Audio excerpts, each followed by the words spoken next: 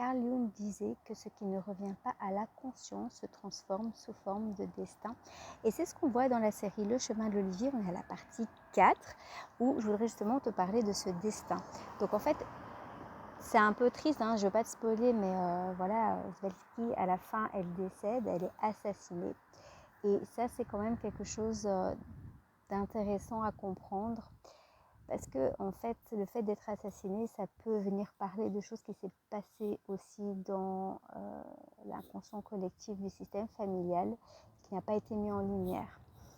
Alors c'est pas toujours que ça, il y a d'autres choses comme le fait de vivre des accidents. Donc si par exemple tu as le syndrome du jumeau perdu, c'est-à-dire que tu as été conçu avec des enfants et qu'il y a eu une perte gémellaire, par exemple à 3 mois de ta gestation, eh bien il est tout à fait possible que tu revives des accidents vers ces 3 mois de gestation. Pas spécialement d'assassinat, mais tout ce qui pourrait mettre ta vie en danger, eh bien va se rejouer en fait à chaque fois que tu n'auras pas mis la lumière sur un traumatisme assez important qui aura mis ta vie en danger. C'est cyclique. Et donc, pour couper les cycles, eh bien, tout simplement, il y a une mise en lumière à faire, certes, mais comme Jodorowsky le montrait, tu peux aussi faire des actes psychomagiques qui vont vraiment avoir cet effet de casser les cycles. Et puis, pendant les constellations familiales, on fait aussi des actes psychomagiques pour pouvoir casser ces cycles-là. Donc, mettre en lumière, c'est important, mais faire des actes, ça va être aussi nécessaire pour vraiment casser les cycles. Alors, autre chose aussi à savoir, c'est que la mort et la vie sont vraiment liés. Et d'ailleurs, quand on travaille dans d'autres types de constellations que les constellations familiales, qu'on appelle constellations KISS, eh bien, la formatrice nous expliquait que dans les polarités, mort-vie, elle ne les mettait pas. Bon, bien, mal, oui, ombre et lumière, oui, mais mort et vie, pas spécialement. Donc ça vient nous dire aussi que la mort, elle a son rôle à jouer.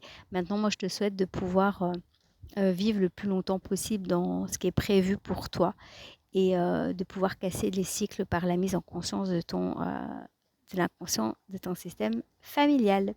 Alors, si ça t'intéresse et que tu as envie de te former, eh bien, je vais mettre tout dans la description et tu pourrais te former avec moi en constellation familiale intuitive qui, comme je te l'avais dit dans une autre vidéo, sont plus des constellations que tu vas retrouver dans la saison 3 que Ada va mettre en place. Et là, tu vas vraiment retrouver la configuration que nous, on met en place pour vivre les constellations. Et donc, tu peux les vivre en présentiel sur Bruxelles à partir de septembre et tu peux aussi les vivre en visioconférence à partir du mois de janvier. Voilà, eh bien, on se voit pour un prochain décryptage de cette série, Le Chemin de l'Olivier. Je t'encourage vraiment à la voir, à la revoir et à bien écouter les phrases et les réflexions que Ada donne dans cette série parce qu'elles viennent vraiment parler des grandes lois systémiques qui sont au nombre de 4, c'est pas énorme, mais qui régissent en fait toute notre vie. À tout bientôt!